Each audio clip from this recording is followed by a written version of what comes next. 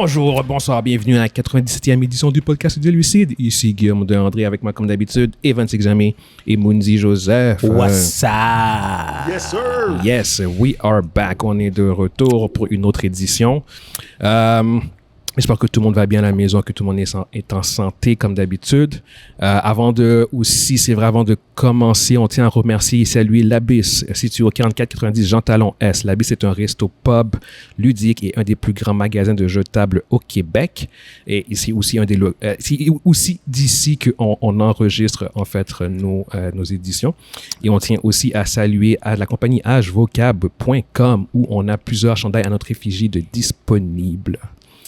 Fait que sur ce, je pense qu'on peut commencer. Allons-y avec le premier topic. On a Gal Gadot qui a mentionné récemment dans une entrevue que elle travaillait sur le développement de Wonder Woman 3. Pourtant, elle avait quand même mentionné il y a quelques mois de ça, quelques semaines de ça, Il me semble qu'il y a quelques mois, elle avait dit au revoir au personnage qu'elle avait adoré travailler sur Wonder Woman. Avec Patty Jenkins. Exactement, c'est ça. Fait que ça semblait être le chant du signe pour elle et le personnage. Mais pourtant, elle a finalement mentionné récemment qu'elle travaillait avec James Gunn, en fait, sur le troisième Wonder Woman. Donc, ça serait James Gunn qui écrirait le scénario ou bien c'est juste... Elle travaille sur le développement, en fait. Ce qui veut dire que c'est comme elle va probablement être une productrice. Fait qu'elle va avoir son mot à dire. Exactement. Ouais. En tant que avec son statut de superstar hollywoodienne, c'est tout à fait normal et standard que la star va avoir comme son mot à dire. Fait que elle aide à la production, blablabla. Mais c'est en fait l'histoire dans tout ça, c'est vraiment plus de voir qu'elle est encore dans le DCU de James Gunn, alors que pourtant tout semblait indiquer qu'elle était out. Ça veut dire qu'après le Flashpoint, il y a deux personnages jusqu'à présent qui sont passés de l'autre côté là. Jason Momoa et Gal Gadot. Yes. Aquaman puis ça a généré beaucoup de critiques en fait en particulier sur Twitter. Tu as beaucoup de fans qui ont mentionné à quel point ils étaient un peu frustrés de voir qu'elle puisse revenir alors que du monde comme Henry Cavill était laissé de côté. Henry Cavill puis The Rock en fait aussi. Il y a du monde qui ont critiqué ses qualités d'actrice et qui ont critiqué en fait le va-et-vient, en fait, par rapport au statut du DCU, parce que il y a une affaire qui est sûre dans toute cette saga-là, dans tout ce reboot, saga DCU, DCEU, puis tout ça, il n'y a rien que là. Ouais, c'est ça. On sait que dans quel genre de film qu'il va avoir dans leur première phase, mais ça s'arrête là. Puis c'est pas une phase, c'est juste une partie de la première phase. C'est la partie de la première. C'est le premier chapitre qu'ils appellent. Ouais, c'est ça. Mais à part ça, je veux dire, qui va être là? Oui. Mais après, tu l'avais dit au début que c'était comme un genre de soft reboot, puis après on a dit que c'était comme un hard reboot, puis parce qu'on savait pas trop où ça s'en allait. Puis là, elle vient de confirmer qu'elle va être là. Ça veut dire qu'Aquaman aussi va être là aussi. Jason Momoa, en fait, Jason Momoa a jamais dit qu'elle allait reprendre le rôle d'Aquaman. C'est juste que dans le film de Flash, le post-credit scene dit que toutes les versions de Aquaman, c'est toujours la même. Fait que c'est toujours Jason Momoa. Fait qu'au bout du compte, ce que ça laisse insinuer, c'est que si Aquaman est pour revenir dans le DCU, ça va être Jason Momoa. En fait, c'est juste ça l'affaire. Ça ne veut pas dire qu'il va nécessairement revenir, mais on comprend par le fait même qu'au bout du compte, Jason Momoa va rester Aquaman si James Gunn décide d'utiliser le personnage. Fait que ça fait que tu as comme deux personnages qui... mais moi, je suis pas d'accord avec la critique de va-et-vient. Il n'y a pas eu de va-et-vient vraiment dans le DCU. Le DCU, on ne sait rien. Non, mais c'est juste qu'il y a eu beaucoup de spéculation, en fait, je pense. Mais tu viens de le dire. C'est quoi la nature du reboot? Est-ce que c'est vraiment un pur hard reboot? Est-ce que c'est un soft reboot? Est-ce que c'est tout ce que je veux dire? Mais c'est pas du va-et-vient, c'est nous autres qui spéculions. Ouais, t'as raison. Tout simplement. C'est le DCEU, c'était clair parce qu'on savait d'où on venait, mais après... Il nous a dit les projets qui s'en venaient, mais il nous a jamais dit, il a jamais promis que tel personnage s'en irait, tel autre personnage resterait. Il a jamais on l'a spéculé là. Au contraire, il avait même dit que il s'est jamais prononcé sur... Il a jamais dit, tu sais, comme par exemple, il a jamais dit il a même gardé la porte pour que The Rock puisse revenir. Ouais, il a jamais, imagine, il a jamais dit que Black Adam serait plus The Rock. Non, même si on sait qu'il va probablement pas revenir. Non, il va revenir. Après, qu'est-ce qu'il a fait avec X10, là, à Fast 10? Non, The Rock va revenir. Non, il va pas revenir si James Gunn veut. Il faut que James Gunn veut qu'il revienne. Pourquoi James Gunn voudrait pas? Si James Gunn a ouvert la porte. Non, mais c'est peut-être que c'est juste purement genre comme juste pour pas créer de il va le reprendre. Tu gardes, non, mais c'est parce qu'en même temps, c'est que tu veux pas non plus te fermer des portes que tu n'as pas besoin de fermer, mais ça veut pas dire que tu vas vraiment nécessairement utiliser ça. The Rock est une force de la nature. Tu gardes le gars dans ton staff. Son dernier film semble insinuer qu'il n'est pas nécessairement une force de la nature puis qu'il y a des faiblesses. Arrête. Je suis autant un critique de Black Adam que toi. J'ai pas trouvé... Le film était très médiocre. OK? Il était correct, c'était pas le pire film, c'était regardable. Il y a quelques scènes que j'ai aimées. C'est correct, ça fait un bon petit film à manger avec ton popcorn puis ton dog. Yes. Mais, je veux dire, il a pas fonctionné. Je veux dire, tous les films de DC flop. The Flash était fraîche. Il est floppé aussi. Anyway, pour vrai, c'est même pas ça le point, en fait. Puis ça reste encore à débattre au bout du compte. Parce qu'en effet, il peut revenir. Moi, je pense pas qu'il va revenir. Mais pour vrai, pour Gal Gadot, en fait, ce que je veux qu'on se focus, c'est surtout... où est-ce que vous vous situez par rapport à ça? Est-ce que c'est quelque chose qui vous dérange? Est-ce que c'est comme... Pas du tout. Parce qu'il y a beaucoup de monde que justement que ça dérange, puis font genre comme pourquoi est-ce que Henry Cavill? Pourquoi est-ce que justement, comme tu dis, The Rock? Et pourquoi est-ce que... Mais qu'est-ce que je comprends? C'est que les gens ils disent pourquoi The Rock est pas là? Pourquoi Henry... Le DCU a pas commencé. Ouais, mais est-ce que tu penses qu'Henry Cavill va être là? J'ai jamais dit qu'Henry Cavill va être là. On le sait. On comprend qu'Henry Cavill n'est pas là. Il y a une affaire, il y a un aspect... Il y a eu des choix, là. Il y a eu un aspect côté... Il y a un aspect côté contrat là-dedans, OK? Oui. Henry Cavill n'est plus Superman depuis 2017. Mais oui, ça fait un bout, là, que... Il était plus dedans, là. Il était déjà plus dedans. Puis les autres, d'ici, l'ancien... Ouais, ils avaient dû re-signer son contrat pour qu'il apparaisse dans Black Adam. Dans le credit, c'était une entente qu'il y avait eu, là. Puis il n'avait pas signé. En fait, non. En fait, c'est qu'il devait... Il restait une apparition. Il restait une apparition. Il devait apparaître dans Shazam. Puis il l'a pas fait. Il l'a pas fait parce qu'il a dit que s'il apparaît dans Shazam, ça va compter pour son apparition finale. Fait qu'en fait, il y avait encore un contrat pour une apparition. Ouais, puis il l'a utilisé dans Black Adam, puis avec Black Adam, ils ont re-signé un nouveau contrat qui finalement ne verra pas le jour. Ouais, ils ont signé un contrat caduc. Ouais, exactement, qui sera pas utilisé. En fait, c'est ça qui est arrivé. Parce que faut pas que vous oubliez quelque chose. L'ancienne administration voulait plus rien faire avec lui. Oui, je suis d'accord avec toi. Non, je suis d'accord avec toi. Puis là, j'ai vu qu'il y a du monde qui critiquait pourquoi ils ont pas gardé Ben Affleck. Ben Affleck est parti par lui-même. Ben Affleck, c'est ça, on l'a jamais mis dehors. Il n'a jamais fait mettre dehors. Le gars, il y avait toutes les clés. Il pouvait produire. Il pouvait être Batman. Il pouvait tout ce qu'il... C'est vrai, c'est lui qui a droppé. Lui, il y a eu des problèmes. Il a droppé, puis ce côté personnel, son mental. Puis il ne voulait plus jamais retourner. Il veut pas retourner là-dedans. Il ne veut pas. Mais il avait été désabusé par le Justice League puis BVS avait été reçu. C'est là que ça avait été comme il avait commencé à chanter. Tu serais pas Ah non, ben je comprends, puis tu mélanges ça avec les problèmes familiaux qu'il y avait. Il y avait des problèmes d'alcool puis tout ça. C'est ça. C'est pour ça que les gens ils disent pourquoi Ben Affleck est pas là. Vous comprenez? Vous n'avez même pas lu, vous n'avez même pas suivi les trucs. Moi en tant qu'acteur, je vais faire l'avocat du diable, mais pourquoi ne pas le garder dans ce cas-là s'il est prêt à revenir? Puis là, je suis 100% d'accord avec vous, guys, mais tu sais, pour mettre à la place des fans, dans ce cas-là, garde-le. S'il dit qu'il est prêt à revenir, je pense que James Gunn n'est pas prêt à faire. Je pense que James Gunn a sa vision. S'il est prêt à venir, puis ça cadre dans la nouvelle vision, ça c'est autre chose. Mais on sait très bien c'est quoi la vision de James Gunn. Il veut un Batman beaucoup plus vieux, en théorie, parce qu'il va avoir un film sur... Il peut avoir un film. Ben Affleck, c'est quoi le faire? Il a 52 ans. C'est vrai, il peut le faire. Ben Affleck peut le faire. Mais alors, mais il n'y a rien qui dit qu'il ne reviendrait pas? Il l'aurait annoncé si Ben Affleck. Il l'aurait annoncé. En passant, guys, Ben Affleck ne revient pas, puis il a dit qu'il reviendra. Oui, il a dit que c'était fini. Il ne veut plus rien savoir de ça. Mais je rentre dans la parole de Guillaume, c'est pour ça, là, en ce moment. Tu l'annonces.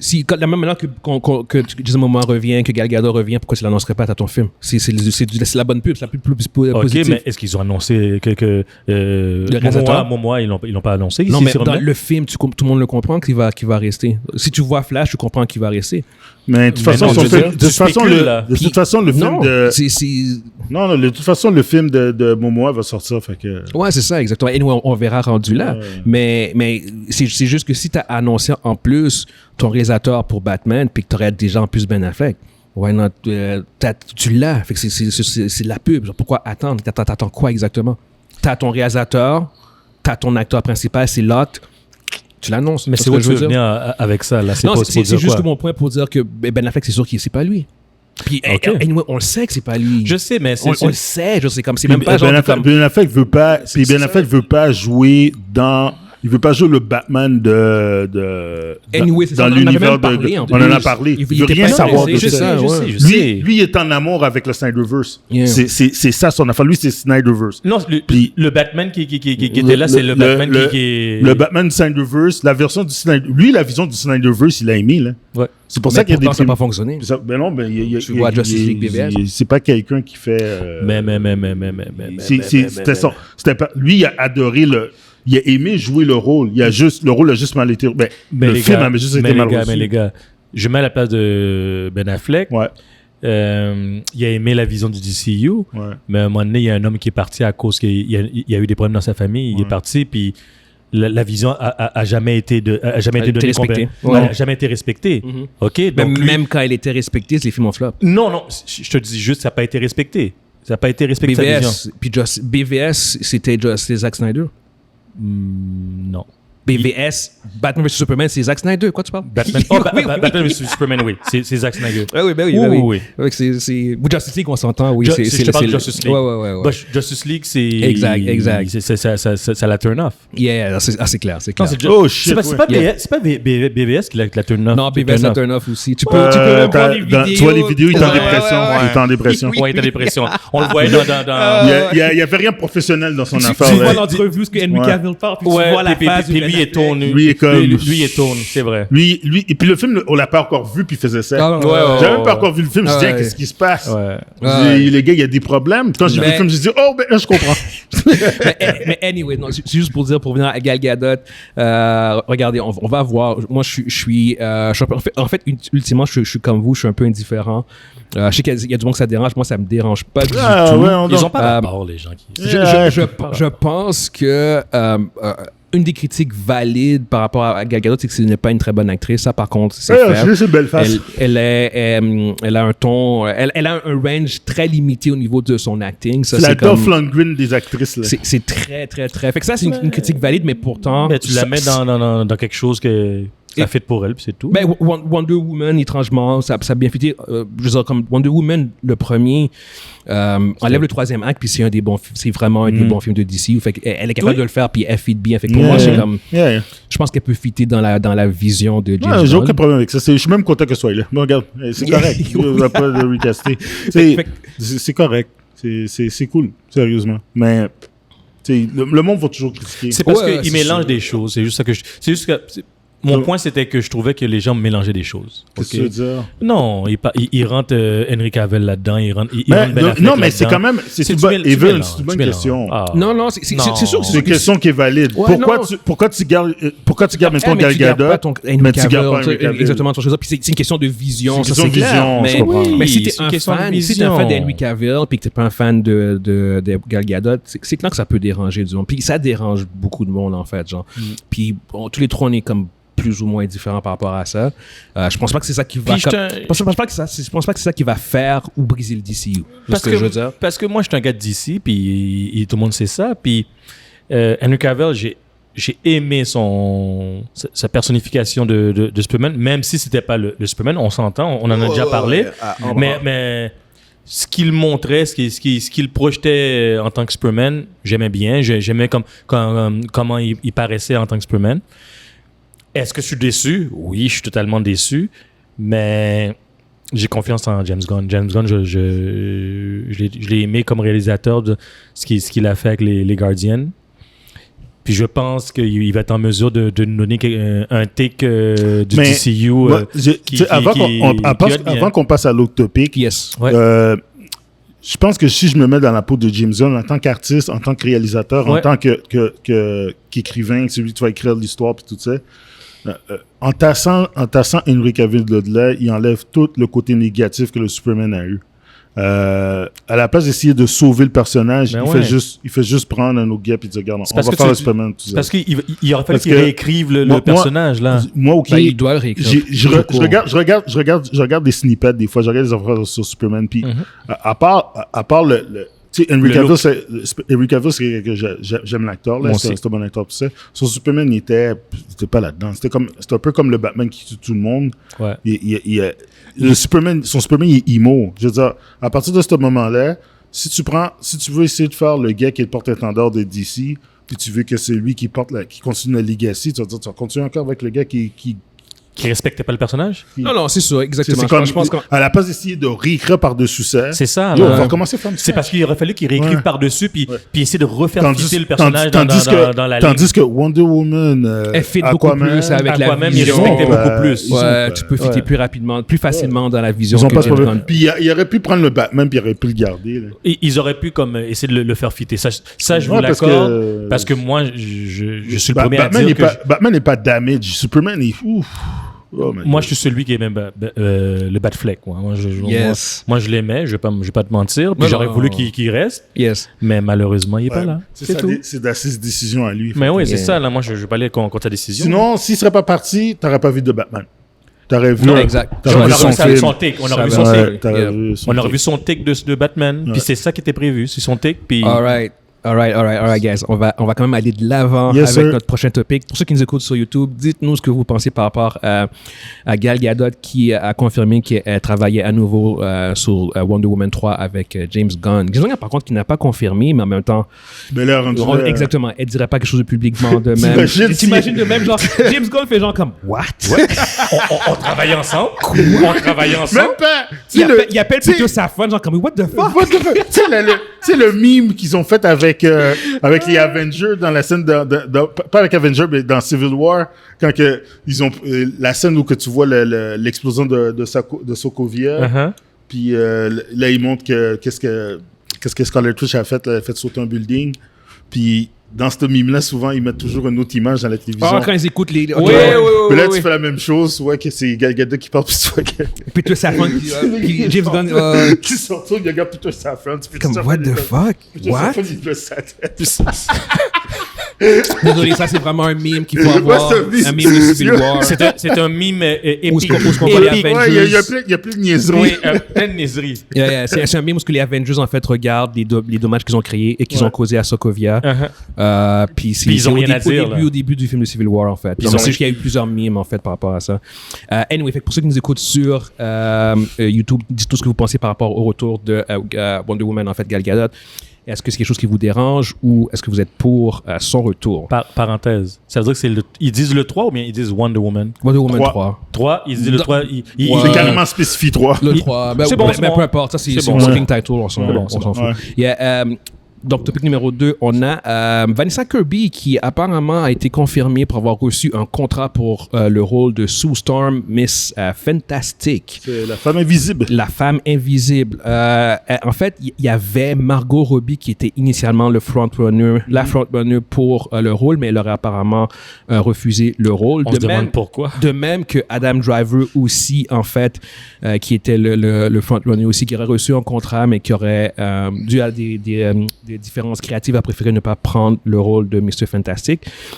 Donc, en retour, tu as maintenant Vanessa Kirby qui apparemment aurait reçu le contrat. Puis pour ceux qui ne savent pas, en fait, Vanessa Kirby, vous pouvez la voir dans Pieces of a Woman.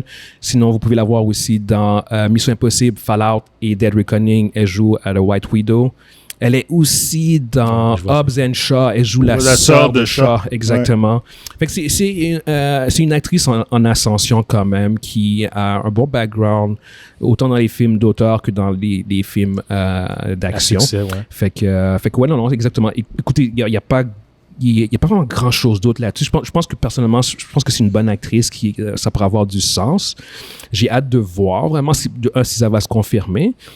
Sinon, tu as aussi Matt Smith qui aurait reçu un contrat Ça serait bon, ça donnerait un gros boost à sa carrière. Matt Smith, pour ceux qui ne savent pas, il joue dans House of the Dragon. Il joue Daemon Targaryen. C'est un des docteurs. Un des Doctor Who, exactement. Doctor Who, ouais. Fait que lui aussi, il aurait reçu un contrat pour jouer le rôle de Mr. Fantastic. Fait qu'on va devoir quand même attendre pour voir c'est quoi le feedback final pour ça. Mais juste de savoir qu'au moins on commence à avoir un peu plus d'éclaircissement sur les noms. Il n'y a rien encore pour Johnny?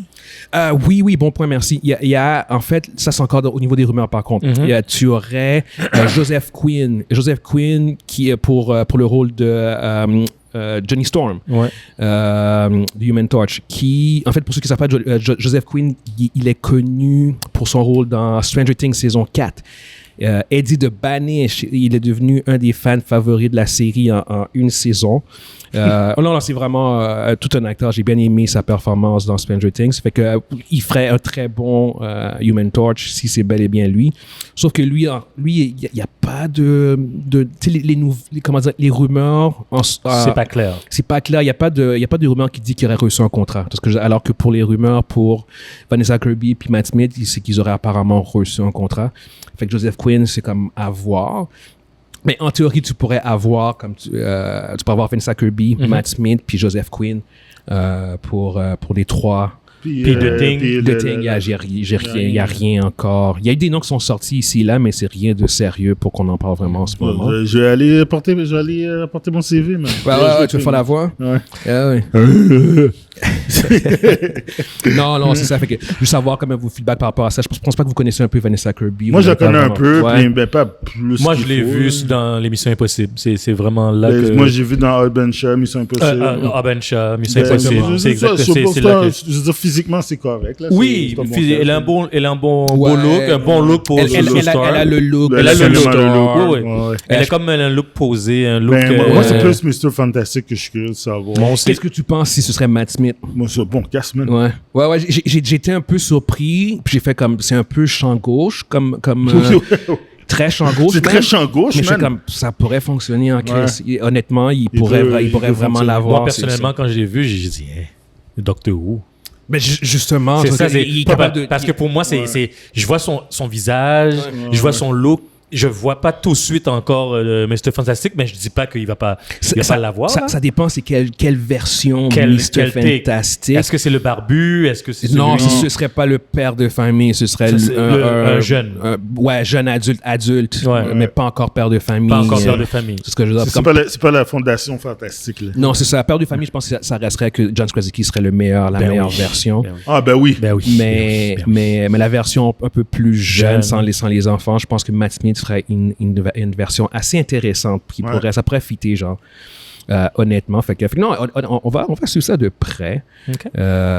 Mais ouais, non, c'est ça. Fait que pour ceux qui nous écoutent sur YouTube, dites-nous ce que vous pensez par rapport à ces nominations-là, par rapport à Vanessa Kirby, Matt Smith aussi, puis même Joseph Quinn, en fait. Est-ce que vous pensez que si ça s'avère que ce sont ces trois-là, est-ce que vous pensez que ça peut donner une bonne édition, une bonne version des Fantastic Four? Un petit ajout, là, c'est dû pour quand le film? Dans quelle phase?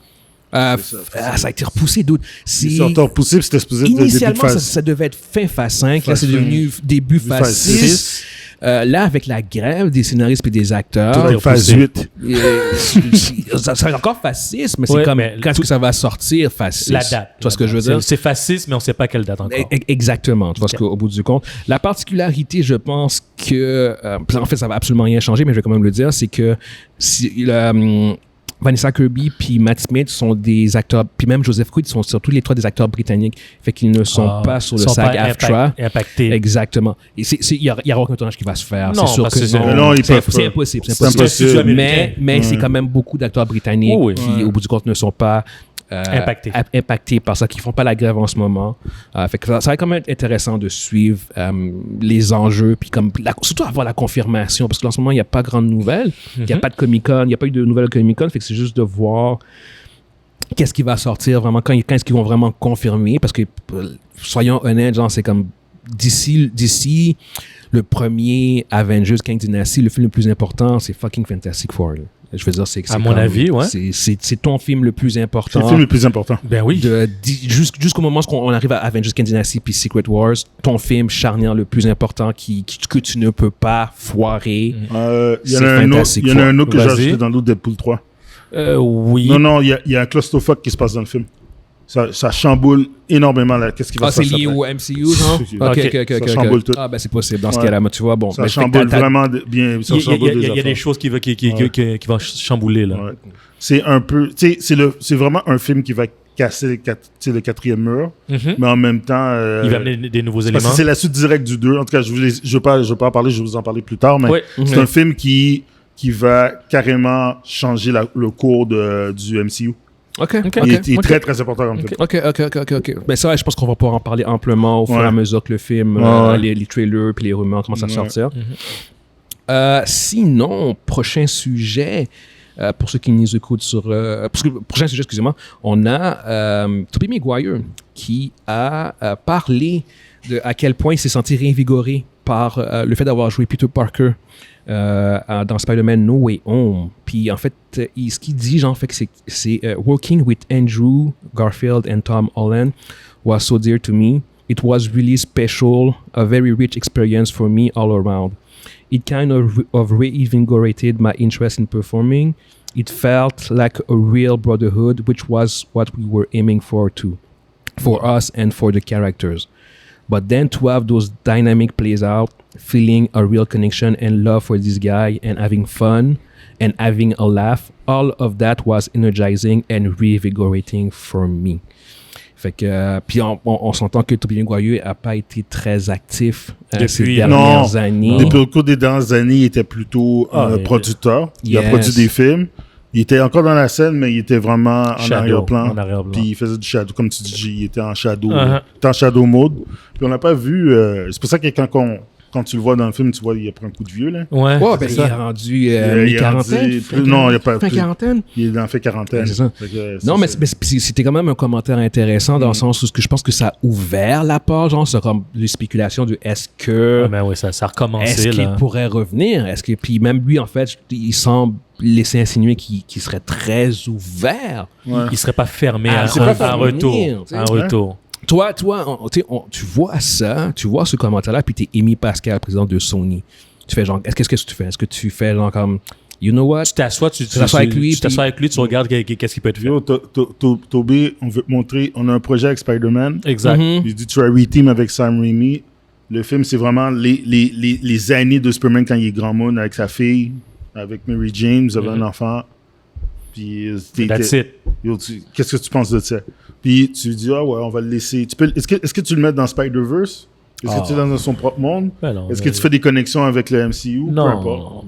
C'est ça l'affaire. L'affaire, c'est parce que si tu fais ça... tu vas fucker les affaires. Ça veut dire que tu peux pas le mettre dans le monde non plus de Venom. Parce qu'ils son propre Venom, il n'existe plus. Là. C'est ça. C'est comme tu es obligé de faire un Spider-Man à part. Comme Guillaume a déjà dit pendant plusieurs fois au cours des dernières années. Oui. Il faut un Spider-Man dans son univers. Oui. Mais tu peux pas prendre Tobey Maguire pour ça. C'est pas lui qui faut. C'est pas Andrew Garfield. Non, c'est Garfield. En fait, Andrew Garfield, c'est veut revenir.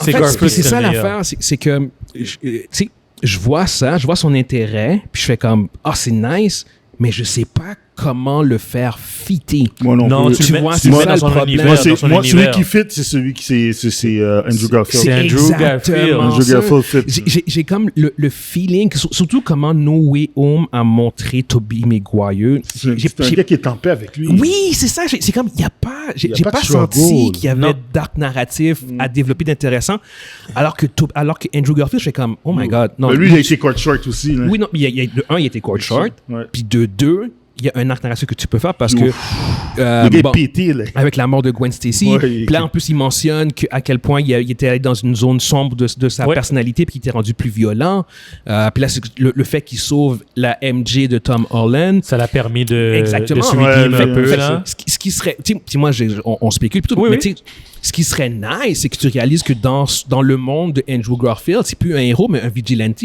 Puis là, il revient de son expérience dans No Way Home. Puis il doit redevenir un héros. Un héros. Parce que ça sert à rien, anyway, de faire un Spider-Man.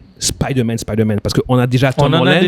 On a déjà Miles Morales. Fait que si tu fais une autre version, que ce soit avec Tobey Maguire. C'est redondant. Peu importe. Ou c'est redondant. Andrew Garfield. Tu es en train de diluer ton personnage. Il faut que tu apportes de quoi de nouveau avec un arc narratif intéressant. Fait que je fais comme... Puis celui que je trouve qui a vraiment unfinished business, c'est Andrew Garfield. Puis genre comme, imagine, c'est comme, il est dans un monde où il est réellement haï. Genre, là, c'est comme, il doit à nouveau... Là, c'est vraiment, moi, c'est un pitch, guys. Non, mais il doit vraiment reconquérir le cœur des gens de la ville de New York. Genre, ce que je veux dire. Ça, ce serait fucked up. Il y a quelqu'un qui est en train d'écouter l'épisode. This is my pitch, guys. Puis il écrit, là. Puis c'est lui qui envoie le pitch, là. J'espère qu'ils comprennent français. Attends, je rewind. Qu'est-ce qu'il a dit? Non, mais... What did he say? Puis c'est ça qui est un peu poche pour Toby. Je fais genre comme... L'affaire avec Toby, c'est que si tu prends, mettons, les 3 films qu'il a fait, puis tu regardes la fin quand ça finit, quand il danse avec MJ, puis que tu le regardes dans No Way Home, il est même pas arrivé avec son costume. Non. Il est habillé comme civil. Comme civil. Il a un sourire. Hey, salut, ça va? Il est casual. Puis quand il parlait, il était en paix. Il avait pas l'air de super-héros. Il était comme... Ah, je suis chill. Il dit, où ton costume? Il est en dessous. C'est comme il est là. Non, il est là.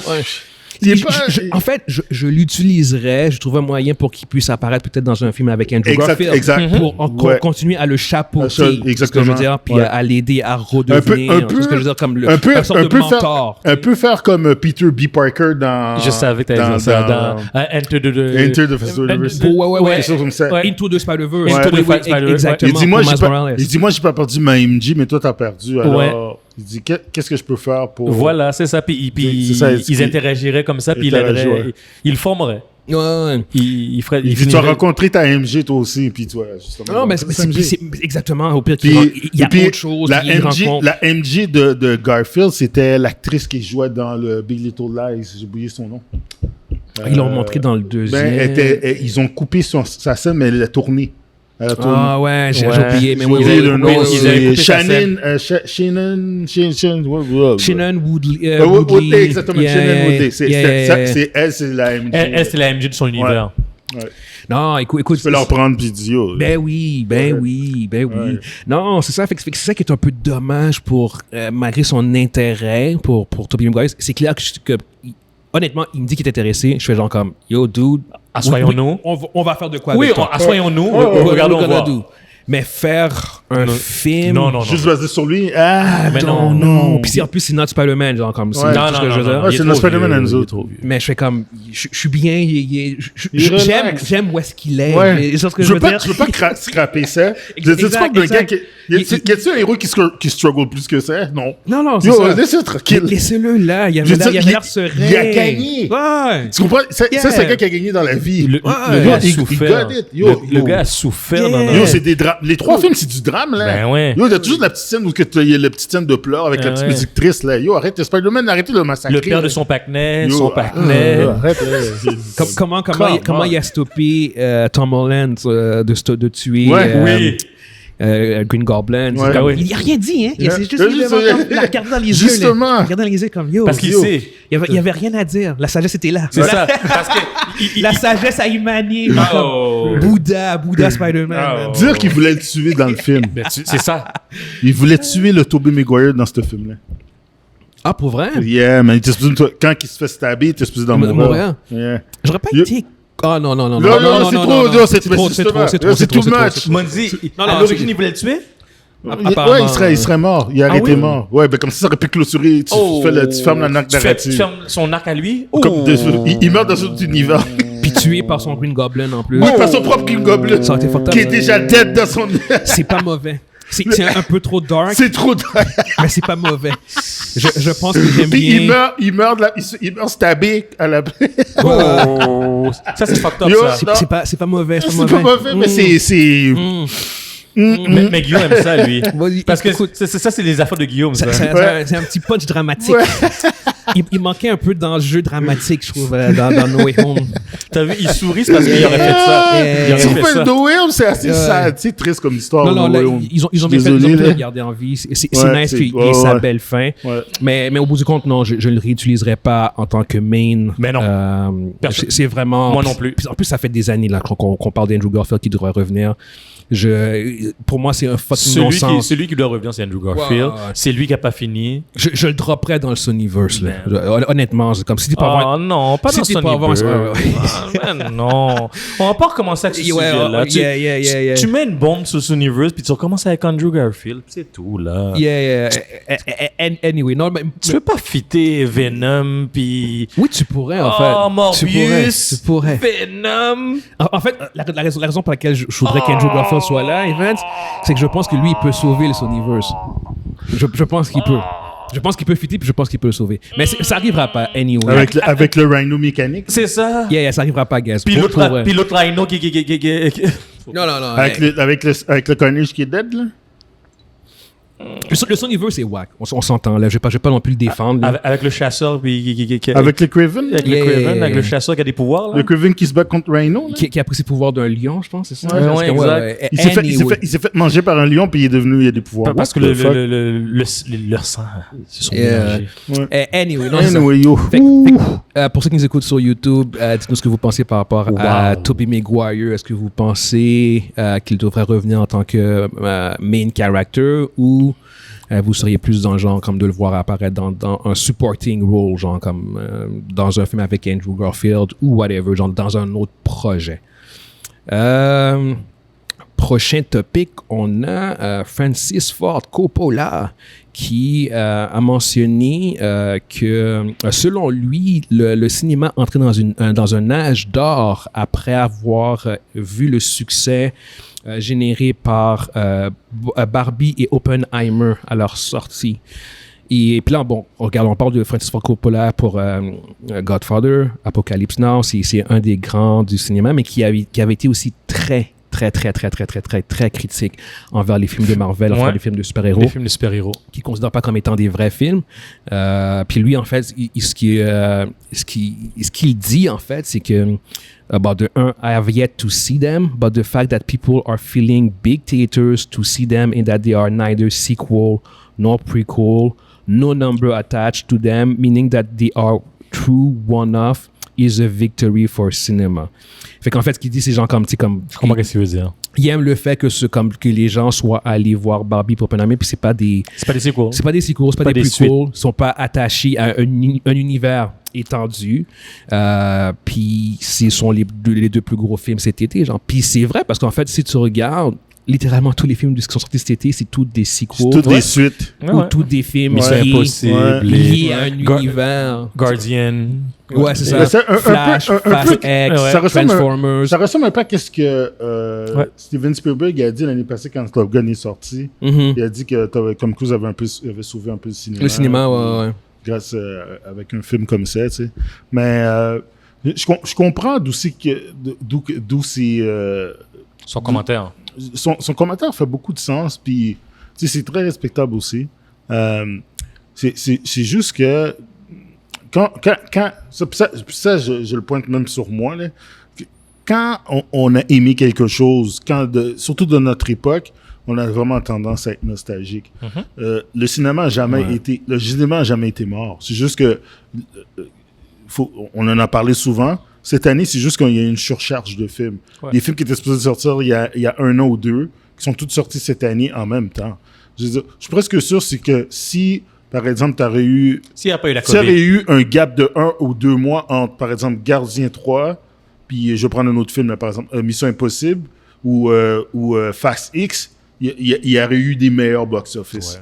Mais à chaque semaine, il y avait deux films. Pas 1, 2 qui sortaient en même temps. Tu devrais dire... Mais en même temps, oui, il y avait beaucoup, il y avait pas juste ça, mais les gens ont choisi d'aller voir Barbie et Oppenheimer. Ouais, parce que c'est complètement différent. C'est ça la force, c'est ça la critique, en fait, au bout du compte. C'est son point, puis là-dessus, c'est difficile d'argumenter parce que c'est vrai. C'est vrai que les 2 plus gros films cet été sont des films qui sont... Barbie vient de franchir le milliard. Puis Oppenheimer, qui est un film de 3 heures. est rendu à 500 millions. 500 millions. Exactement, c'est ça. Qui fait des biopics à 500 millions, man?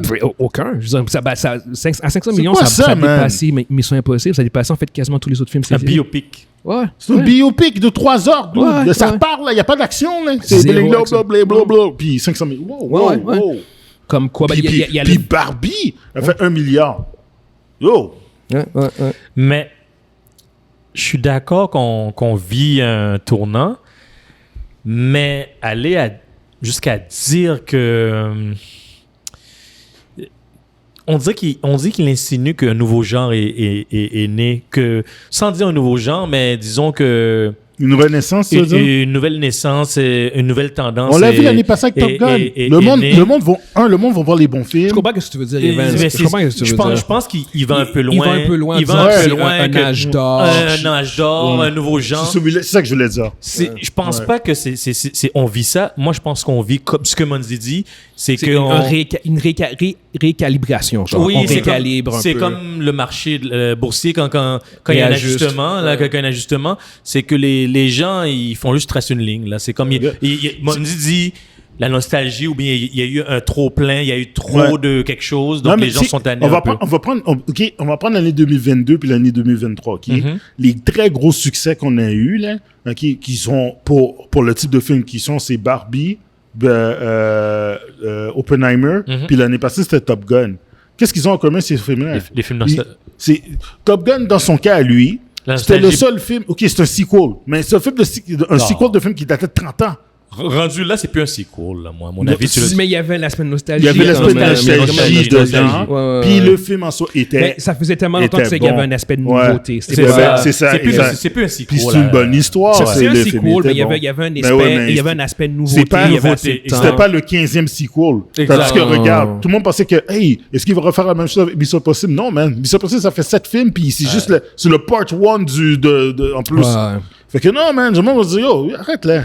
C'est top part 1 le film. Puis Barbie, c'est la nostalgie. Le Barbie, c'est Barbie.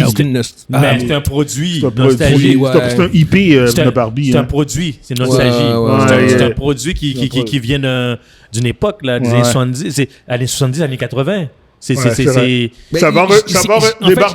va rejoindre plus les personnes de notre âge que les jeunes. Là. Ouais, l'affaire avec Barbie au niveau de la nostalgie, je comprends ce que tu veux dire, Evans, mais en même temps, c'est juste que je pense que Barbie, c'est juste constamment ongoing. Genre, c'est pas juste années 70, c'est genre comme constamment, genre comme. Ça a toujours été, genre. Encore aujourd'hui, je sais pas, t'as encore des enfants qui. Barbie, le truc, c'est comme les Lego. C'est toujours là. C'est toujours là. Ouais, mais les Lego, ça vient de notre époque, les Lego. Mais c'est toujours là. C'est ça, c'est pas quelque chose qui a disparu pour qu'on fasse comme c'est un élément de nostalgie qui je comprends manque. C'est pas comme s'ils avaient sorti Thundercat. Ouais, non, c'est sûr. Qui a disparu puis je comprends. Mais parce que justement en fait ce qui était nouveau avec Barbie dans le sens que c'était pas la nostalgie, c'est que de un le film était bon, puis de deux c'était littéralement le premier live action. C'est genre comme voici une histoire live action de Barbie qui en plus est un bon film. Fait que je pense qu'il y a ça aussi qui le différencie un peu de tout ce qui sortait cet été. Barbie fait partie aussi de la culture populaire. Là. Ouais. Au même titre que McDonald's, au même titre que Pepsi. C'est une marque, c'est une marque aussi puissante que l'autre film qui a fonctionné aussi, j'ai oublié, c'est Mario. Oui, Mario. Ouais, puis c'est un autre truc aussi qui est... On peut dire nostalgie / c'est Nintendo, nostalgie, mais c'est un produit qui est encore là, il est encore présent, mais ça fait partie de la culture populaire. C'est culte. Moi, je pense que c'est un produit culte. Tu as quand même Guardian qui a très bien fait, Guardian Volume 3. C'est le seul. Puis c'est le seul. C'est le seul. En effet. De tout ce qui est comme... C'est une super bonne contusion puis c'est le seul. Exactement. C'est le seul gros succès de Disney. Puis c'est James Gunn. Yeah, non, exactement. C'est James Gunn. Mais non, c'est ça pour je pense pas qu'on est dans un golden age. Non, moi non plus. Mais je pense que comme tu dis, Evan, c'est pour réajuster. Mais c'est un point charnière. Je pense qu'il parle trop vite. Ouais. S'il y aurait eu 5-6 films comme ça, ça serait autre chose. Là, j'aurais dit, là, il y a quelque chose. Tu sais, genre, il y a 5-6 films, mettons, de sujet, mettons, un film sur, je sais pas moi, sur le trafic à Los Angeles, ça fait 800 millions, puis l'autre fait 1 milliard. Ouais, il y a quelque chose qui se passe. Mais je pense que, même s'il a parlé trop vite, je pense que ça va s'avérer qu'il a raison. Je pense que les prochains films... C'est un point tournant. Ouais. Le monde se prend au cinéma. Parce que, anyway, le monde se prend... Regarde, si c'est du nouveau produit, je pense que les gens, puis c'est quelque chose qui est nouveau, une expérience nouvelle, les gens vont se pointer au cinéma, en effet. Je pose la question, c'est qu'est-ce qui pourrait sauver le genre de super-héros? C'est qu'est-ce qu'ils doivent faire pour... Des bons films. Qu'est-ce qu'ils doivent sauver? Des bons films. Non, c'est suffisant, ça. Des bons films. Non, Guillaume, c'est pas suffisant. Non, mais tu sais qu'on a eu des bons films, ça n'a pas fonctionné. Non, mais attends. Je sais ce que tu veux dire. C'est comme, oui, il y a le super-héros fatigue, on en a parlé en masse. Mais c'est comment ils peuvent sauver? Comment ils peuvent le sauver? Qui arrête d'en faire autant? Ouais, je suis d'accord. Ils sont en un genre à chaque 2 ans. Quand même, dans le sens où même si t'attends 2-3 ans et ton film n'est pas bon, ça change rien. Tu vois ce que je veux dire? T'es con. Non, mais c'est vrai. Là, c'est vrai. Il y a aussi une chute dans la qualité. Je veux dire, c'est indéniable. Non, mais la quantité amène une perte de qualité. Les deux vont ensemble. Par exemple, si on va parler de l'éléphant, là. Oui. OK? Le MCU, là. Oui, l'éléphant. Si tu regardes le MCU, ils ont fait des home runs par-dessus home runs jusqu'à temps qu'ils arrivent au gros slam. Là, jusqu'à temps qu'ils arrivent à Endgame. Puis après, là, ils ont dilué leurs produits avec Disney+. Puis ils ont fait des films qui étaient médiocres. Quantité. Ils ont fait beaucoup trop de produits. Ils ont dilué le produit. Puis là, maintenant, ils font des erreurs magistrales. Là, avec qu'est-ce qu'ils ont fait avec le Secret Invasion que j'ai décidé de regarder. Puis j'ai fait true up à la fin. Mais ils font... C'est comme... On dirait qu'ils emportent le chemin de Netflix. Tu veux sauver ton produit? Arrête de mettre des affaires sur Disney+. Crée plus de show. Fais plus de show. Laisse Disney+, qu'est-ce que ça aurait dû être? Ça aurait dû être juste un gros site de streaming où que tu mets tes produits de Disney. Pixar, Star Wars, Marvel, puis tous les autres produits que tu as achetés de Fox, là. Puis tu fais juste les mettre là. Mais tu fais rien d'original. Rien. Si tu fais quelque chose d'original, non, laisse-moi finir. Vas-y. Si tu fais quelque chose d'original, c'est pas dans Star Wars, c'est pas dans Marvel. Tu peux faire pour Pixar parce que ça dérange pas parce qu'il n'y a pas d'univers comme tel, mais tu dilues pas ton Star Wars puis ton Marvel dans Disney+. Tout le monde a sauté. Puis si tu le fais, tu fais 1 ou 2 shows. T'en fais pas 40 qui vont sortir pendant l'année, puis ça a l'air d'être un macaroni froid avec du fromage pourri dedans. Tu dois faire des choses, tu dois faire des contenus originaux. Si tu vas dans la game des plateformes de streaming, tu ne peux pas survivre si tu fais pas... Si tu t'appelles Guillaume André puis tu pars un produit streaming, oui, t'es obligé de faire des affaires originaux. Non. Mais si tu t'appelles Disney, t'es pas obligé. T'es pas obligé. C'est comme si tu... Avec tout l'argent que tous les compétiteurs mettent autour, si tu veux survivre... Qui est numéro 1 en ce moment? Guys, non, laissez-moi là. Je vais juste expliquer quelque chose. Disney n'a pas fait une scène avec Disney+. Parce qu'ils ont trop dépensé. Mais il y a une différence entre trop dépenser et pas dépenser. Il faut que tu dépenses, il faut que tu comptes, il faut que tu justifies. Tu viens de dire qu'est-ce que je viens de dire. Non, si tu en sors tu sors 2, 3 shows, pas plus. C'est ça mon point. Puis tu les gardes. C'est ça mon point. C'est ça que je veux aussi. Je suis d'accord qu'ils ont trop fait, mais ils doivent en faire.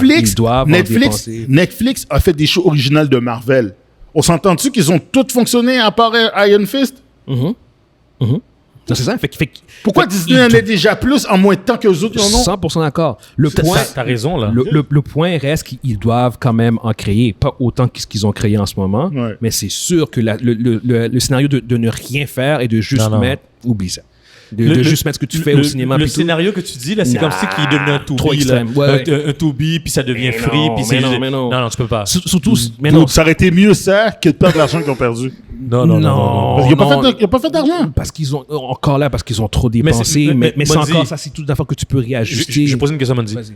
Tu paierais, toi, pour Disney+, s'il n'y a pas de contenu original? J'ai jamais pris Disney+. Non, mais je te pose la question. Oui, j'aurais payé pour. Ah, Mandy. J'ai jamais pris Disney+ pour regarder, par exemple. Puis moi, j'aurais jamais payé pour moi. J'aurais jamais payé pour ça. Attends, parce que là, c'est incohérent ce que tu dis. Parce que tu n'as pas Disney+ en ce moment, tu as plus de contenu, mais tu paierais si tu avais moins de contenu?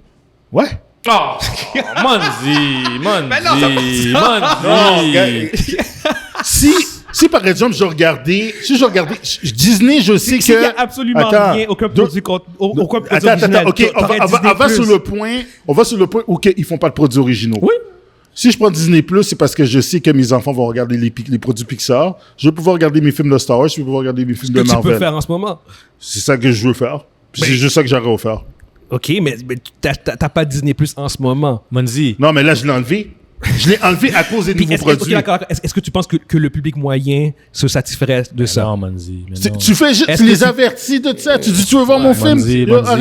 Ce que je peux te dire que moi, je m'abonnerai pas. Pourquoi? Je vais pas écouter Blanche-Neige. Je vais pas écouter les 7 nains. Si t'as aucune raison d'abord, tu fais pas de produit. Cendrillon? Tu fais pas de Disney+. Non.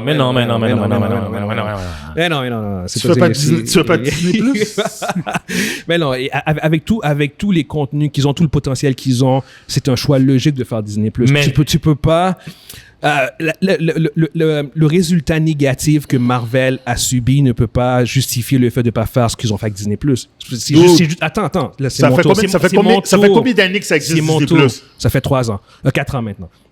Ils ont fait $0. Oui, puis quasiment... Netflix, ça fait comme 10 ans 15 ans qu'ils sont là. Ils ont mis beaucoup de temps avant de rentabiliser. Puis même encore, eux autres ont de la misère. Fait que ça prend du temps. Il n'y a pas grand monde en ce moment qui font du streaming qui font du cash. Fait que ça, c'est... Si Disney... À part Netflix. Ouais, puis ils ont mis genre comme 10-15 ans. Ils ont mis 10 ans. OK? Ils ont été dans le rouge tout le temps. Fait que si tout le monde faisait du cash puis Disney Plus n'en faisait pas, là, je serais comme, ah ouais, t'as peut-être un bon point là-dessus. Mais là, le problème, c'est que tout le monde semble avoir de la misère à rentabiliser ça. Parce qu'ils dépensent trop, ils font trop de contenu.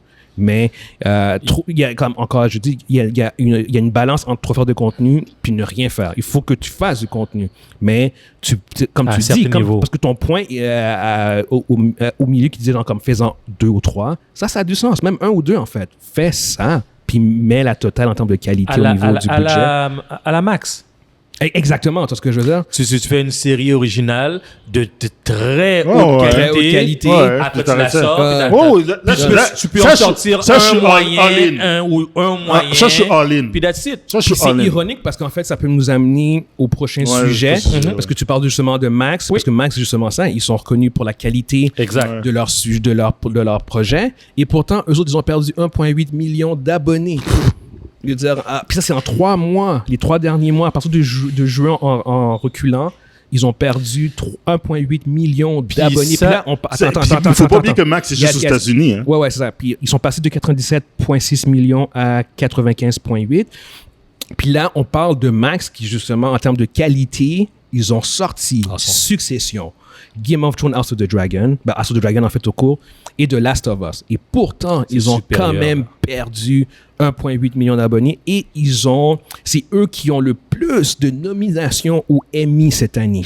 Ils ont 127 nominations. C'est eux qui lead et pourtant, ils ont quand même perdu. Puis je sais pas comment expliquer ça. Très tough à expliquer. Honnêtement, ça c'est probablement à cause que le marché est sursaturé. Ça doit être une des grandes raisons parce qu'à part ça, la qualité est là. La qualité est là. Comme je l'ai déjà dit, puis je répète, la qualité, c'est pas suffisant. Faut pas juste avoir des bons. Oui, mais ne rien faire n'est pas non plus. Je pas dit de rien faire. Non, mais pour revenir à ton point par rapport à Disney de. Ouais, mais là, on parle d'HBO, c'est pas la même chose. Je reviens quand même. Je circle back. Qu'est-ce qui explique qu'il y a quelque chose qui a ça, c'est si bon. Ça, par contre, c'est ça qui est un peu. En fait, moi, c'est ironique, ça. Je pense que, en fait, Warner Bros, c'est que. Qu'est-ce qu'ils ont en ce moment? Présentement? Max, qu'est-ce qu'ils ont? En termes de... Non, qu'est-ce qu'ils jouent en ce moment? Il n'y a rien. Non, c'est ça l'affaire. C'est qu'ils ont c'est cyclique. C'est probablement cyclique parce qu'il n'y a pas grand-chose. C'est comme, oui, tu as eu Succession, oui, tu as eu The Last of Us, oui, tu as eu House of the Dragon, mais une fois que Succession est finie, Succession est finie à quoi? En mai? En juin? Non, ça finit début juin, début juillet. Une fois que Succession est finie, qu'est-ce qu'il y avait? Tu cancelles. Ben, c'est probablement ça. Il n'y avait plus aucun... Oui, ils continuent encore à sortir d'autres shows. Mais tu as raison qu'il y a des gens qui, eux autres, ils suivent les grandes séries. Si on prend le trend, là, House of the Dragon, c'était la fin de l'année passée. Après, tu as eu The Last of Us. Puis après, tu as Succession. Après, tu te déplugues. Donc, tu n'as pas assez de contenu. Ouais. Et voilà. Mais réellement, je comprends. C'est au bout du compte, ils n'ont pas eu assez de contenu de qualité pour se maintenir. Oui, mais c'est ça l'affaire, c'est s'ils en sortent trop. Attends, 2 secondes. Non, c'est pas ça l'affaire. Il y a souvent ce spot. Non, 2 secondes. OK? Là, présentement, il pourrait sortir un show sur, je sais pas moi, je vais prendre un exemple. Il pourrait sortir un TV show mature comme qu'ils font sur, je sais pas moi, Dungeons and Dragons. Puis ils feraient encore, ils vont faire encore un super bon show. Ouais. L'affaire avec Marvel qui est différente. L'affaire avec Disney, c'est qu'ils ont des univers, OK, où qu'ils ont dilué. C'est ça mon point. C'est pas la chaîne comme telle. OK, j'ai peut-être exagéré quand j'ai dit de rien faire, mais c'est que ils ont dilué Star Wars puis ils ont dilué surtout Marvel. Tu m'as posé une question puis je t'ai répondu. Oui. Je t'ai dit pourquoi que ça fonctionne pas les films de super-héros. D'ici ça n'a jamais fonctionné. Je te dis pas que c'est pas grave. Puis Marvel est en train de se péter la face parce qu'ils sortent trop de trucs médiocres. Ouais. Ils sortent trop d'affaires. Si appuie la pédale, sors 1 ou 2 shows par année, puis que qu'il va avoir une saison 1, saison 2, saison 3, saison 4. Genre, ton Daredevil, tu peux le laisser sur Disney+. Tu pas obligé de faire de film de Daredevil, puis tu le laisses là. Et puis tu peux prendre un autre show, là, par exemple, je sais pas qu'est-ce qu'ils sont en train de faire. Tu sais, le She-Hulk aurait pu rester si ça faisait du sens. Puis tu laisses ça là ou bien le Hawkeye, puis that's it. Puis t'as tes 2 shows. Loki, c'est Loki. Fait que Loki va voir saison 2. Puis ça arrête là. Tandis que HBO Max, c'est carrément des séries qui sont complètement détachées, aucun lien entre eux autres. Disney peut faire des affaires il pourrait faire la même chose, Disney. Faire quelque chose qui serait en dehors de l'univers. des univers de MCU puis de Star Wars. Il pourrait faire... C'est pas dans leur DNA. Mais c'est pas dans leur DNA. Ouais. Mais qu'est-ce qui leur empêche de faire, mettons, un TV show sur Alien? C'est à eux autres, Alien? Pourquoi il ne faut pas un TV show sur Avatar? Je pense qu'Hulu fait un show sur Alien. Ouais, parce que c'est Hulu de l'avoir. Hulu fait ça? C'est trop horreur. Il ne faut pas mettre ça sur en théorie, c'est quand même un peu Disney. C'est ça. Predator. Fait une série sur Predator. Ouais. Ils ont fait un film direct-to-TV. Fait une série Alien vs Predator. Yo, tu dis, OK, on va commencer avec 2 saisons pour voir ce que ça donne. Puis tu fais 8 à 10 épisodes par saison. Mais là, ce que tu crées, là, c'est un nouvel univers. Alien vs Predator. Alien vs Predator, pas nécessairement un univers. L'univers existe déjà, anyway. L'univers existe déjà. C'est juste sur une série. C'est comme The Last of Us. Okay.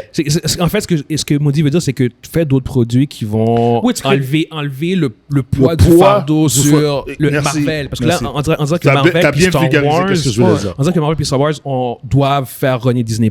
C'est eux qui doivent soutenir Disney+. Exactement. Fait que sors d'autres trucs pour que tu aies moins de projets de Marvel et Star Wars à faire, pour que tu puisses mieux rééquilibrer. T'as moins de pression sur les studios. Sur ces studios-là. Quand tu regardes Disney+, puis tu regardes ce qui sort, c'est juste des produits de Marvel. T'as raison. Marvel et Star Wars. Marvel et Star Wars. T'as raison. T'as Acolyte qui va sortir. Tu vas avoir la suite de Andor qui va sortir. 2 suites de Andor qui va sortir. T'as encore le Mandalorian. Une saison 2, en fait. Il va avoir la saison 2 puis saison 3, il me semble. Non, juste saison 2. Ah, c'est vrai, il y a juste 2 saisons. Oui, une saison. C'est ça, 2 saisons. Fait que, c'est ça. Fait que, tu sais, c'est comme... Pourquoi tes 2 grosses franchises devraient avoir tout le poids? Non. Puis pour ça, je t'appuie. Attends une minute. T'as Predator puis t'as Alien. What are you doing? C'est fais quelque chose avec. Fais quelque chose avec. T'as Avatar. Pourquoi vous expandez pas Avatar? OK, Jim Sterling ne veut pas. Fine. C'est correct. Fais quelque chose d'autre. Crée quelque chose. Crée une série comme Succession. Fais un drame. Fais quelque chose, une série d'aventures. Fais une aventure sur qu'est-ce qui se passe avec le descendant d'Indiana Jones. Non, man. Non. Ils sont pas obligés de mettre tout dans le même panier. Puis c'est ça que les a formats. Puis je pense que HBO Max ou tout ce qui a rapport avec HBO, faut pas oublier que HBO, avant qu'ils soient en streaming, c'était direct à la télévision. Tu peux encore regarder les TV shows de HBO direct sur le poste de HBO à la télévision. Cable TV. Oui. HBO Cable TV. Puis sur Max, Max, c'est juste pour reprendre ça. Il faut juste reprendre ce qui passe à la télévision. Fait que c'est cyclique. Eux autres, pendant les moments où que les shows super populaires vont être sur place, vont être en ligne, ils vont avoir une hausse de clientèle. Ouais. Puis quand le show est fini, puis que le monde a fini ça baisse. Non, c'est sûr que, regarde, on s'entend que quand l'automne va revenir, puis même encore là, tu fasses l'automne, probablement pas, parce qu'il n'y a rien qui va sortir. Rien. Il n'y a rien de prévu. House House of the Dragon, c'est l'année prochaine. The Last of Us, l'année prochaine. T'as pas toujours... The Last of Us, c'est l'année prochaine? Je suis pas sûr, moi. Ouais, je pense que c'est dans 2 ans, man, dude. Ben, c'est ça, fait que c'est l'année prochaine. Dans 2 ans. Fait que ce serait même plus loin en encore. 2025. 2025, ouais, tu vois, wow. Pas 2025. Ben oui, parce que c'est sorti cette année. Ils vont pas T'as raison, c'est janvier cette année. C'était janvier cette année. Ouais. Fait que c'est un peu l'année prochaine. Wow. Yeah. Non, exactement, voilà. Fait que fait que eux autres, ils ont un manque de contenu. Fait que c'est vraiment comme trouver. Puis comme tu dis, c'est quand t'as raison, en fait, c'est cyclique. Au bout du compte, ils vont repiquer à nouveau quand leurs shows vont sortir. Mais c'est juste que si t'en as pas assez pour soutenir. Ils vont faire si vous oubliez pas quelque chose, ils vont avoir du contenu de DCU qui vont être sur Max. Puis prochainement. Faut qu'ils fassent attention. Faut pas qu'ils refassent la même faut pas qu'ils fassent l'erreur ou que tu vas avoir 5-6 shows de DC à la chaîne. Puis que ton premier est fraîche, ton deuxième est pas peu, puis ton troisième c'est mais eux autres, comme ils ont moins de produits, comme ils en sortent moins, est-ce que ils vont avoir le même effet? Si l'affaire, c'est que tu dois penser à la franchise comme telle et non à ton poste, et non à ton channel ou ton site de streaming. C'est ça le problème. C'est ça le problème. C'est ça le problème parce que là présentement, s'ils sortent des films puis après ils sortent des séries, ils sortent des films puis ils sortent des séries, on s'en fout que le film est bon là. Le monde va faire comme c'est parce que j'ai Marvel aussi à regarder. Ouais, parce que c'est trop. Puis ceux qui vont regarder les films de DC, c'est ceux qui regardent le Marvel aussi. Ouais. Puis c'est ceux qui regardent Invincible. Ouais. C'est ceux qui regardent The Boys. C'est tout nous autres. C'est notre crowd qui regarde ce genre de choses-là. On aura plus le temps. À un moment donné, tu vas faire comme, je préfère regarder The Boys, qui est plus original, puis Invincible que regarder fucking, je sais pas quoi, moi, que vous allez sortir sur... c'est ça qui doit faire attention. C'est là le bon genre de...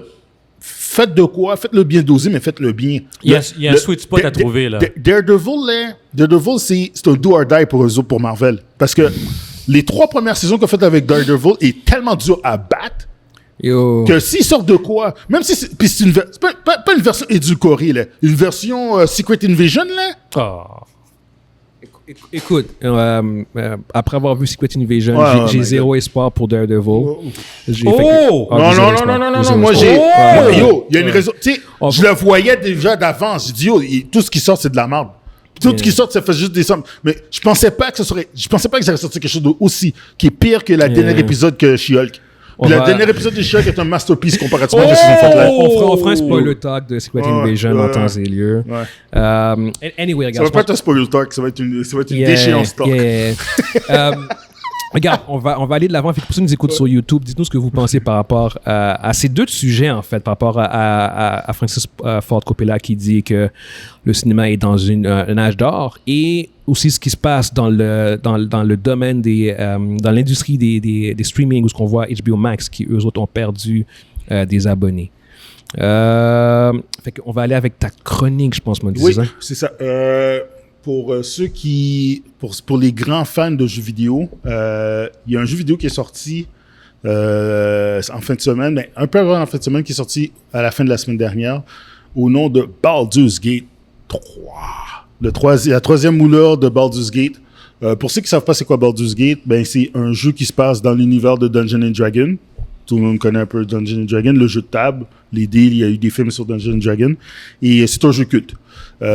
Les 2 premières moulures qui sont sorties, c'est vers la fin des années 90, début 2000. C'est des jeux qui ont eu énormément de succès, qui a établi un standard pour ce genre de jeu-là. Le genre de jeu que Baldur's Gate est, c'est ce qu'on appelle un CRPG. C'est des jeux de RPG, de jeux de rôle, mais fait pour ordinateur. C'est très niche. C'est très détaillé sur certains aspects. C'est très technique aussi. L'aspect technique est dedans. L'aspect narratif est très, très, très, très, très profond. C'est vraiment c'est pas pour tout le monde, mais tout le monde pourrait aimer ça. Je sais pas si vous comprenez ce que je veux dire, mais c'est un jeu que si vous aimez une histoire bien ficelée, un système de combat qui est bien pensé,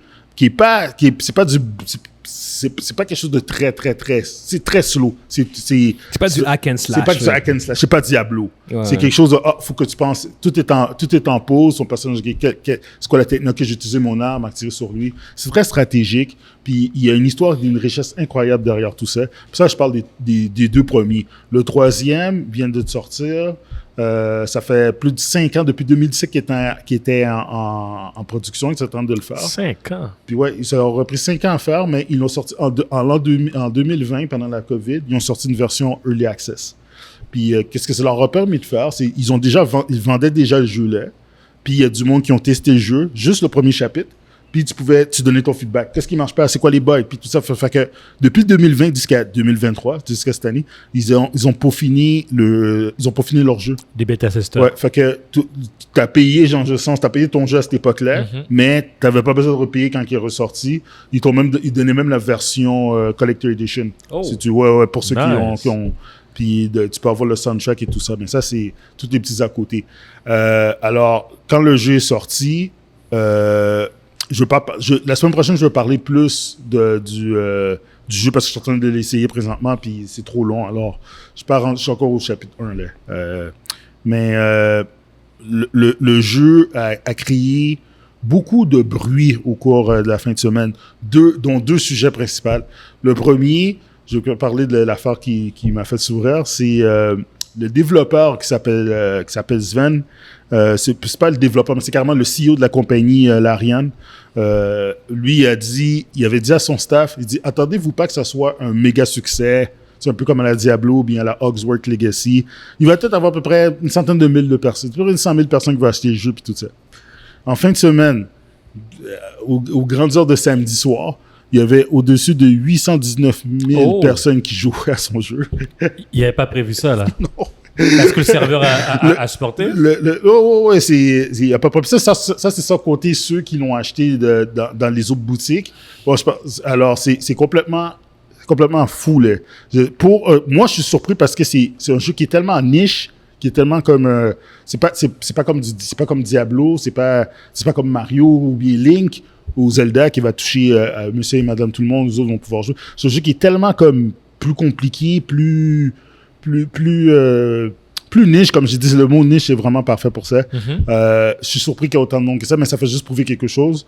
Si tu fais un bon jeu, si tu te fous pas de la gueule de tes clients, le monde va acheter ton jeu, man. Surprenamment, hein, qui l'aurait cru? Qui aurait cru ça? Si tu fais un bon jeu, si tu te fous pas de la gueule de tes clients, ils vont acheter ton jeu. Ils ont même fait un fac. Wow! Est-ce que vous avez de la microtransaction dans votre jeu? Non, on n'a rien de ça. Est-ce que vous allez avoir des DLC? Non, c'est ça le jeu. Il faudrait intéresser au cinéma en ce moment aussi. Faudrait, oui. C'est ça. Est-ce que vous allez ajouter de la microtransaction, acheter de la cosmétique? Non, tout est là. Il n'y a rien de ça. Il n'y a pas de... Il n'y a rien de plus. Vous avez acheté le jeu, il est à vous. Tu l'as acheté pendant le Early Access, you got your game. Tu n'achètes pas le jeu en piecemeal, genre non. Faut que tu payes 90$ pour le jeu, mais en plus, tu vas voir, faut que tu payes 10$ pour ça, 10$ pour ça, 15$ pour ça. S'il faut une expansion, c'est juste pour ajouter du fluff, plus de trucs. Mais le jeu est là, c'est un jeu complétaire, puis t'en as pour des heures, puis recommencer, puis tout ça. Alors, pour ceux qui aiment les jeux de RPG, puis qui aiment l'univers de Dungeons & Dragons et qui n'ont jamais joué à Baldur's Gate 1 et 2, je vous conseille fortement de l'essayer. Ce jeu-là est magnifique. C'est sûr que c'est le jeu de l'année. Oublie ça, Zelda, tu t'es fait tasser. Oh non, ça c'est... Diablo? Non. Diablo non plus? Non, Diablo apparaît. Ben non. Diablo arrivera pas là. Puis ça va être pour une autre... Il y a une raison là-dedans. Diablo a fait un court-circuit pendant les 4 premières semaines. Puis après, ils ont décidé de chier sur les joueurs. OK, tu nous en parles. Ouais. Un jour, je vais en parler dans une de mes chroniques. Aujourd'hui, je vais parler de Baldur's Gate parce que c'est quelque chose qui me tient vraiment à cœur. Le deuxième sujet par rapport à Baldur's Gate, c'est que le jeu est tellement populaire, il est tellement bon que les développeurs des autres compagnies, puis quand je parle des autres développeurs des autres compagnies, je parle des compagnies comme EA, Ubisoft, CD Projekt Red, Rockstar, peu importe. Ils ont dit que fallait pas que les joueurs fallait pas que le consommateur s'attende que Baldur's Gate 3 soit le standard. Le nouveau standard. Le nouveau standard. Parce qu'ils ont dit que le jeu, c'est une anomalie, c'est Rockstar level. Alors, il fallait pas. C'est juste un jeu qui. C'est une anomalie, là. C'est un jeu complet qui est bon pour le public, c'est une anomalie. Ouais, c'est ça, exactement. Bon. Eux autres. Tu sais, on parle, là. Je veux juste réfléchir, là. Je me rappelle même pas quand la dernière fois que Ubisoft a sorti un vrai bon jeu. Oui, j'ai joué. J'ai aimé j'aime le jeu Division 1 et 2. Mais c'est des jeux qui sont tellement controversés. C'est des jeux avec de la microtransaction. Tu sais, Ubisoft, là, tout le monde, toutes les grosses compagnies ont copié qu'est-ce qui se passe avec les apps de téléphone, là. Fait que c'est rendu des affaires comme ça, mais sauf que tu payes pour le jeu, puis après, il faut que tu repayes encore parce qu'il y a des affaires que tu dois acheter dedans. Fait que, tu sais, c'est rendu des affaires comme ça. Ils font comme les jeux de téléphone, puis les jeux de téléphone, c'est gratuit. C'est gratuit. C'est pour ça qu'ils font ça. Au moins, tu sais, Fortnite, c'est gratuit, là, mais Diablo, il n'est pas gratuit, là. Diablo, tu vas payer 100$ pour le jeu, puis tu vas payer pour tes cosmétiques pour le jeu, après, puis tu dois payer encore. Et après, tu vas payer aussi pour la saison, pour avoir des affaires dans tes saisons. Oh, t'as des season battle pack de saison. Paye si tu deviens plus fort, plus rapidement. Oh, ouais, exactement. Fait que dans Baldur's Gate, il n'y a pas ces bullshit-là. Puis que l'industrie réagisse comme ça, pour moi, je trouve ça triste. Ils ont peur. Non, mais je trouve ça triste. L'année passée, pour le jeu Elden Ring, le jeu de l'année 2022, ça a été la même affaire. Ah oui? Ouais, ça a été le même commentaire. Ils ont dit quoi? Ils ont dit, ce jeu-là, c'est une anomalie. Il ne faut pas s'attendre à avoir tout le temps ce standard-là. Non! Imagine-toi, OK, dans les années 70, quand The Godfather est sorti, puis t'as un réalisateur qui arrive qui dit faut pas s'attendre à ce genre de standard-là pour tous nos films. Fuck, dude! Ben, en fait, non, la meilleure analogie, ce serait genre comme que après le succès de Barbie et Oppenheimer, t'as du monde qui fait genre de l'industrie qui font genre comme faut pas vous attendre à ce qu'on. Exactement. Ouais. Le succès de Barbie et Oppenheimer. C'est bien beau, là, mais nous autres, on continue. On va retourner à faire Transformers, Rise of the Beasts. Business as usual. Exactement. On va faire Flash 2. Ezra Miller revient parce qu'on y croit. Ce serait le genre d'approche. C'est ce genre d'approche. Il faut... Le monde sont prêts à payer puis à enjoy qu'est-ce qu'on leur donne. C'est ça le message. Il dit... Quand tu vois un jeu comme Baldur's Gate sortir, puis fait par une petite compagnie, mais ils ont 400 développeurs, OK, où il y en a au Québec. Mais ça grossit, mais ils étaient tout petits. Regarde, c'est une compagnie qui a hard work. Là. Tu sais, quand on dit quelqu'un qui travaille fort, regarde leur premier jeu. Ils en ont fait plein de petits jeux, là. Ça fonctionnait pas. Ils ont commencé à se démarquer quand il est sorti un jeu que j'avais même kickstart il y a à peu près 5-6 ans. Puis à partir de ce moment-là, ils ont dit, Wizards of the Coast ont dit, OK, vous pouvez prendre notre licence pour faire la suite de Baldur's Gate. Et l'histoire est là. Ils ont travaillé comme des forcenés, puis c'est ça que ça donne. Il y a de la passion. C'est des vrais gamers qui sont là. Puis quand je vois les développeurs qui travaillent pour Wizard présentement, qui se forcent à faire un bon jeu, mais qu'il y a le boss en haut de leur tête qui dit non, ralentis, il faut enlever le nombre d'XP qu'ils font, puis il faut que tu enlèves la puissance aux joueurs. Ils font trop vite. Ouais, ils font ça. C'est ça que ça scrape. Yo, il y a plein de monde qui sont partis à cause de ça. Oh, monsieur. Moi, j'ai arrêté de jouer à cause de ça. Tu bâtis ton personnage, puis tu arrives à un certain niveau, puis tu essaies de te rendre au niveau maximal. Puis il te bloque. Puis à un moment donné, il dit OK, bon, on va réduire le nombre d'expériences que tu vas faire, on va réduire la puissance de ton personnage, on va scraper tes équipements aussi. Puis tu peux recommencer avec ton autre personnage, mais l'autre personnage que tu vas recommencer, tu ne seras pas capable d'avancer aussi vite que l'autre. Comme si j'avais du temps à perdre, à arriver, puis à m'asseoir. Ils veulent que tu passes plus de temps sur le jeu. Oui, c'est carrément. C'est carrément. Puis, on va tout embarquer là-dedans, là. Il ne faut pas oublier que les compagnies de jeux vidéo actuellement, je ne sais pas si c'est comme ça pour les films, les compagnies de jeux vidéo ont qu'est-ce qu'ils... quand je parle des compagnies de jeux vidéo actuelles, je ne parle pas des compagnies comme l'Ariane qui ont fait Baldur's Gate, je parle de Blizzard, je parle d'Activision, je parle de EA, je parle de Ubisoft. Tous ces cochons sales-là, là, ils ont tous, OK, ils travaillent avec des psychologues, des psychiatres et des psychologues de comportement. Puis c'est le même genre de psychologues qui vont prendre pour ceux qui vont au casino. OK? Puis le behavior, là, comment que la personne pense. Puis c'est comment accrocher le joueur. Comment accrocher le joueur, comment le rendre addict. Il dit, mets ta carotte là, puis tu vas voir, il va toujours y aller. C'est plus rendu un jouet, là. C'est plus rendu un jeu rendu là.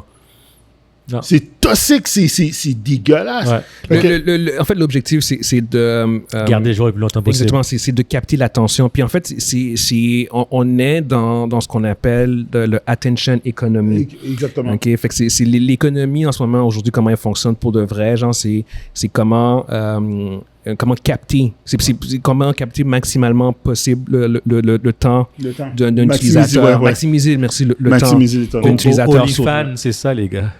Tout, en fait. Facebook, c'est ça. Facebook, c'est ça. WhatsApp, plus Snapchat, Instagram, c'est ça, exactement. Comme les OnlyFans de ce monde, ils gardent, puis après... tout. Oui, OnlyFans.